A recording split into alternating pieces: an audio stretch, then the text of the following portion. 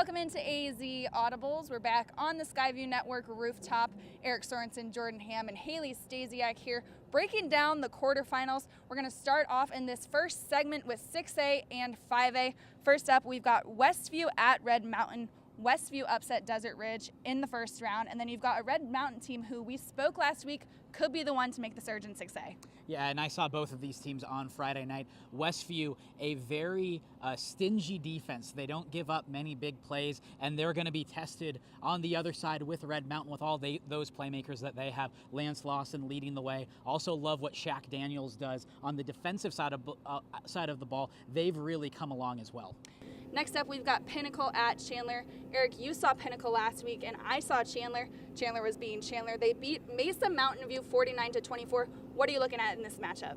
Well, this is a rematch, Haley, from earlier in the year, a game that Chandler won in overtime, and they did it without Jacob Conover, as well as Gunnar Romney, their star wide receiver. One thing to keep your eye on, we all know about Spencer Radler and all those skill players, but Friday night against Cesar Chavez, the Pinnacle Pioneer special teams really played well. They blocked a field goal early on that really swung momentum. Jacob Veach, their place kicker, is one of the best in the state, hasn't missed a PAT all year, and he's 8 of 9 on field goals.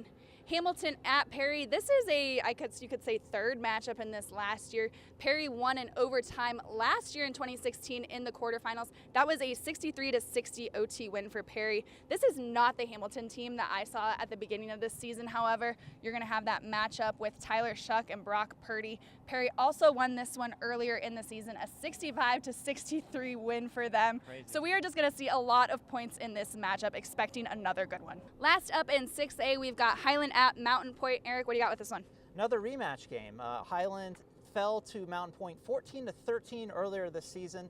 Two teams that really take care of the ball. You know what you're going to get from Mountain Point. They're going to come right at you. They have over 3,000 yards rushing. Highland a little bit more balanced. Highland is also one of the better success stories in 6A. They already have 5 more wins than they did in 2016.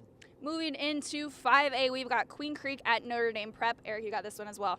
This game, really two mirror images of one another. These two teams are so sound in all phases, offense, defense, and special teams. Queen Creek likes to run the ball. Notre Dame Prep likes to run the ball. The thing to watch in this one is Queen Creek's only loss this season was against Williamsfield in that big offensive line. Notre Dame Prep is going to have the same challenge to the Bulldogs this week.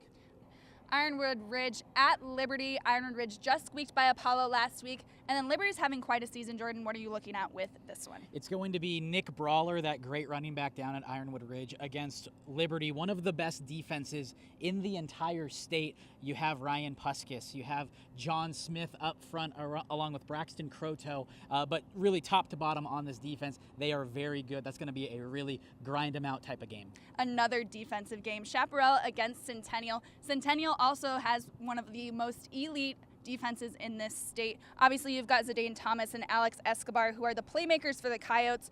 The youth that Chaparral has is going to be the biggest challenge against the experience that Centennial has. And last but not least, to wrap up the conversation, in the 5A division, we've got Marana at Cienega. Two of the best teams in Tucson. Cienega, the 1 seed. We all know about Jamari Joyner, Terrell Hayward, one of the best quarterback and wide receiver duos. But on the other side, there's a really good one as well. Trenton Bourget and Tion Simmons, they've combined for multiple touchdowns, and they're a real nightmare for opposing defenses to have to plan for. Keep it right here. Later in the show, we will be looking at the 4A through 2A matchups in the quarterfinals. Welcome back into AZ Audibles. Haley Stasiak, Jordan Ham, and Eric Sorensen joining you back from the roof of Skyview Networks. Earlier in the show, we previewed the quarterfinals for 6A and 5A. Now we're going to look at 4A to 2A. Let's go ahead and look at the first 4A matchup, Cactus Shadows at Sunrise Mountain. This, you have to keep an eye on both quarterbacks. Keegan Freed has really stepped out of Chase Cord's shadow with the Mustangs. Over 40 combined touchdowns, over 3,000 total yards. On the other side, Andrew Young has been playing at Cactus Shadows as a starter since the sophomore season. He hasn't been as efficient this year, 10 interceptions. They're going to have to play a near perfect game to upset the top seed. Seton Catholic at Higley next up. Seton Catholic put up quite a fight against Catalina Foothills last week. They've got quarterback Vincent Wallace, who is a dual threat. And then on the other side, you've got Spencer Brash and Drayson Hall, who is also a playmaker. For Seton Catholic, they're going to have to put up a fight against Higley because this Higley team is very solid. Last week, they just didn't have that consistency all through the game. They're up 14-0 at the half and then almost lost it to Catalina Foothills. But again, they did battle back, so they're going to have to put up a strong fight against Higley. Peoria at Saguaro. Jordan, what do you got with this one? For Peoria, they're going to have to play a perfect game against Saguaro. We've seen what Saguaro can do in the postseason, the past 4 postseasons, and now going for their 5th straight state title. Jawan Price, their running back, very talented, going to have a huge game. But this rushing attack has 36 touchdowns on this season. And then Saguaro, they have that huge offense with Zach Wilson and Logan Pettyjohn on the outside, Max Massingale, the dual threat quarterback. So they are well equipped to make another run in the 4A state title. Cactus at South Point will round out our 4A quarterfinal matchups. Tough game for the Cobras going to Tucson to take on a really good South Point team. When Cactus's offense is good, it's really good. Mahal Lee, the quarterback, Demarie Norris, an excellent running back.